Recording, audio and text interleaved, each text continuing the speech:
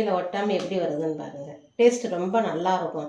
நம்ம சாமிக்கு நெய்வேத்தியம் பண்ணாமல் கூட இந்த மாதிரி பொங்கல் ரெடி பண்ணி வச்சு கொஞ்சம் தேவைப்பட்ட அளவு செஞ்சு வச்சு கூட நம்ம செஞ்சு சாமி கும்பிட்டுக்கலாம். Friends, welcome to Sasiya kitchen. நம்ம கிச்சனில் இன்ஸ்டன்ட் வெண்பொங்கல் ரெடி மிக்ஸ் பண்ணலாம். எப்படி செய்யலாங்கிறத பார்க்கலாம். இந்த ரெடி மிக்ஸ் நம்ம ப்ரிப்பேர் பண்ணி வச்சுக்கிட்டோம்னா காலையில் ஸ்கூலுக்கு அனுப்புகிற குழந்தைகளுக்கு லஞ்ச் பேக் பண்ணுறதுக்கு ரொம்ப ஈஸியாக இருக்கும். ரொம்ப வேகமாக குக்கரில் ஒரு 10 நிமிஷத்துலேயே ரெடி பண்ணிடலாம்.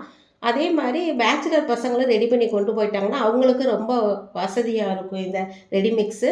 ஆஃபீஸ் போகிறவங்களுமே ரெடி பண்ணி வச்சுக்கிட்டாங்கன்னா வேகமாக ரெடி பண்ணி லஞ்ச் பேக்காக ரெடி பண்ணி கொண்டு போய்க்கிடுவாங்க.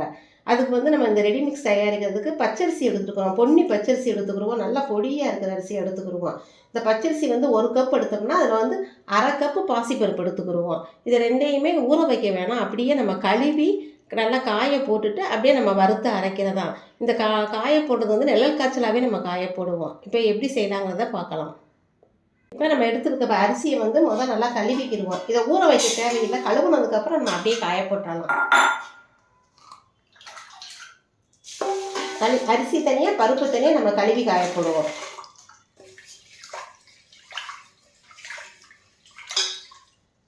நல்லா ஒரு 2-3 தடவை கழுவிடுங்க.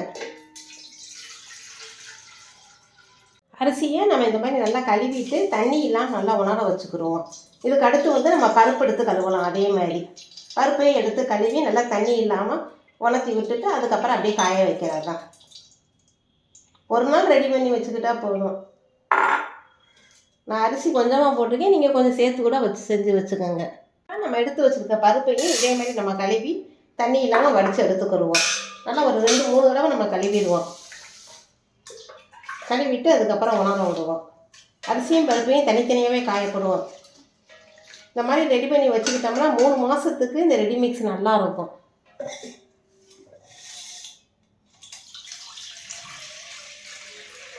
பருப்பையும் பாசிப்பருப்பையும் நம்ம இந்த மாதிரி கழுவிட்டு நல்லா தண்ணி இல்லாமல் நல்லா தண்ணி வடிய விட்டுட்டு அப்படியே நம்ம காய போடுவோம். அரிசியும் பருப்பையும் இந்த மாதிரி நம்ம கழுவி தனித்தனியாக காய போட்டுருவோம். காய்ஞ்சதுக்கப்புறம் எடுத்து நம்ம நல்லா வறுத்து எடுத்துட்டு அதுக்கப்புறம் நம்ம பொங்கல் ரெடி மிக்ஸை ரெடி பண்ணலாம். பொங்கல் ரெடி மிக்ஸ் பண்ணுறதுக்கு அரிசி வந்து நம்ம இந்த மாதிரி நல்லா கழுவி காய வச்சு எடுத்துக்கிடுவோம். நல்லா வெள்ளையாக இருக்குது பாருங்கள். பருப்பும் இதே மாதிரி நல்லா காய வச்சு எடுத்துக்கிடுவோம். அரிசி பருப்பையும் தனித்தனியாகவே எடுத்துக்கிடுவோம். மிளகு வந்து 1 ஸ்பூன் சேர்த்துருக்குறோம். சீரகம் ஒரு 2 ஸ்பூன் எடுத்துருக்குறோம். இஞ்சி கொஞ்சம் ஒரு சின்ன பிஞ்சு மட்டும் லேசாக கட் பண்ணி வச்சுருக்கிறேன். முந்திரி பருப்பு எடுத்துருக்குறோம். இப்போ இதை நம்ம எண்ணெய் இல்லாமல் அப்படியே ட்ரையாக வறுத்து எடுத்துட்டு அப்படியே ப்ரீ மிக்ஸை ரெடி பண்ணி வச்சுக்கிடுவோம். இப்போ நம்ம எடுத்து வச்சுருக்கிறப்போ அரிசியை பருப்பு பொருள் மிளகு சீரகம் மாதிரி தனித்தனியாகவே வறுத்துருவோம். கொஞ்சம் அரிசி சூடு ஏறுனா போதும். அடுப்பை வந்து நம்ம குறைச்சி வச்சே வறுக்கலாம். கலர் வந்து மாறாமல் இருக்கணும். அப்போ தான் பொங்கல் நல்லாயிருக்கும். அரிசி சூடு ஏறினதுக்கப்புறம் நம்ம அரிசி எடுத்துடலாம். இப்போ அரிசி வந்து நல்லா சூடு ஏறிடுச்சு. இப்படி கை தொட்டு பார்த்தோம்னா கை பொறுக்கிற அளவு சூடு இருந்தால் போதும். ரொம்ப வறுக்க வேணாம். இப்போ இதை எடுத்துகிட்டு நம்ம அடுத்து வந்து இப்போ நம்ம வச்சுருந்த பாசிப்பருப்பை வறுத்து எடுத்துருவோம். வேறு ஒரு தட்டுக்கு மாற்றிடுவோம். பருப்பையும் இதே மாதிரி அடுப்பு சிம்லேயே வச்சு வறுக்கலாம். அந்த ஈரப்பதம் கொஞ்சம் போகணும். நம்ம ஸ்டோர் பண்ணி வச்சோம்னால கெட்டு போகாது. 3 மாதம் வரைக்கும் நல்லாயிருக்கும். நல்லா வாசமாகவும் இருக்கும் பொங்கல் இந்த மாதிரி நம்ம வறுத்து செய்யமே. அது பாசிப்பருப்பு இந்த மாதிரி நல்லா உங்களுக்கு கை பொறுக்கிற அளவு சூடு இருந்தால் போதும். நம்ம இதை அப்படியே எடுத்து மாற்றிட்டு அடுத்து நம்ம எடுத்து வச்சுருந்த மிளகு சீரகத்தையும் வறுத்து எடுத்துருவோம். நம்ம எடுத்து வச்சுருந்த மிளகு சீரகத்தையும் வறுத்துக்குருவோம். இஞ்சியை வந்து அடுப்பை ஆஃப் பண்ணிவிட்டு கடைசியில் போட்டு லேசாக வறுத்து எடுத்துக்கிடுவோம். இஞ்சியும் கருவேப்பிலையும் சீரகத்தையும் சேர்த்து வறுத்துருவோம்.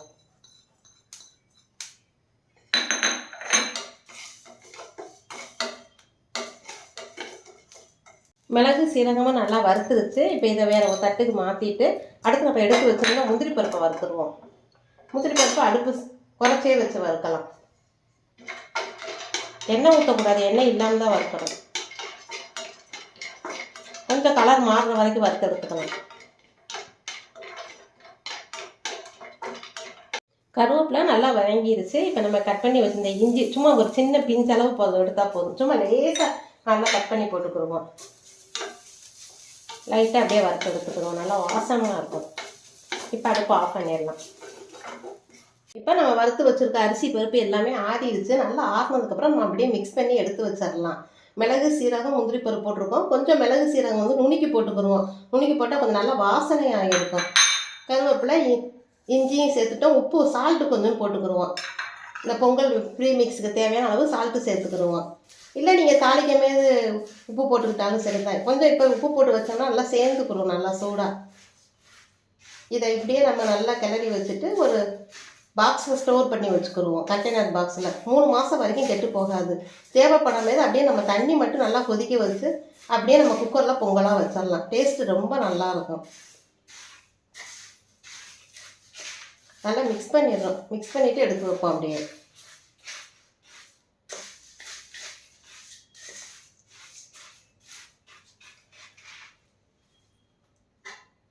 இந்த மாதிரி ஒரு பாக்ஸில் நம்ம போட்டு எடுத்து வச்சுட்டோம்னா 3 மாதம் வரைக்குமே நல்லாயிருக்கும். இன்ஸ்டன்ட் பொங்கல் மிக்ஸ் நம்ம தாளிக்கிறதுக்கு இப்போ குக்கர் வச்சுருக்கோம். குக்கரில் வந்து நம்ம இதில் 1 டம்ளர் அரிசி எடுக்க போகிறோம், ரெடி மிக்ஸு. அதுக்கு வந்து 3 டம்ளர் தண்ணி சேர்த்துக்கிடுவோம். 3 டம்ளர் தண்ணியும் 1 டம்ளர் பாலும் சேர்த்துக்கிடுவோம். பால் சேர்க்கும் போது ரொம்ப டேஸ்ட்டு வந்து ரொம்ப நல்லாயிருக்கும். ரொம்ப சாஃப்டாகவும் இருக்கும். பொங்கல் எவ்வளோ நேரம் ஆனாலும் நல்ல மெதுவாக இருக்கும். 3 டம்ளர் தண்ணி சேர்த்துக்கிடுவோம். 1 டம்ளர் பால் சேர்த்துருவோம்.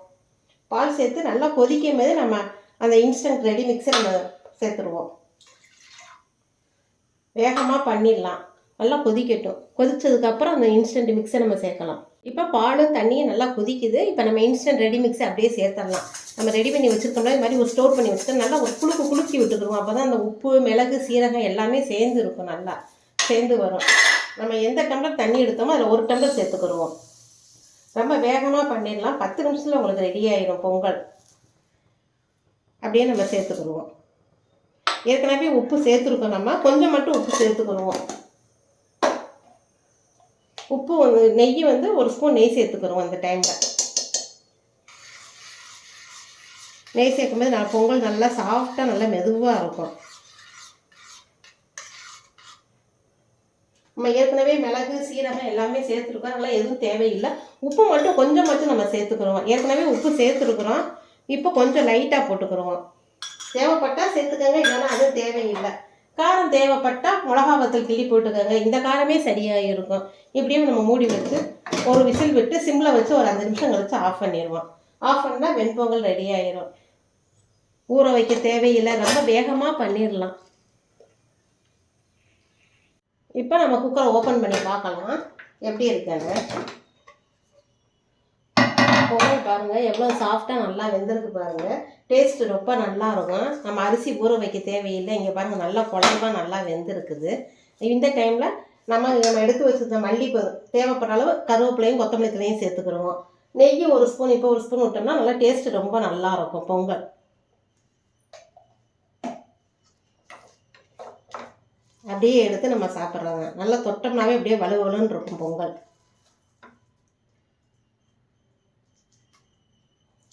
கரண்டியில் ஒட்டாமல் எப்படி வருதுன்னு பாருங்கள். டேஸ்ட்டு ரொம்ப நல்லாயிருக்கும்.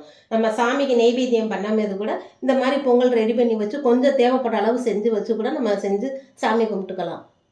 பொங்கல் இந்த மாதிரி செஞ்சு பாருங்கள். டேஸ்ட்டு ரொம்ப நல்லாயிருக்கும்.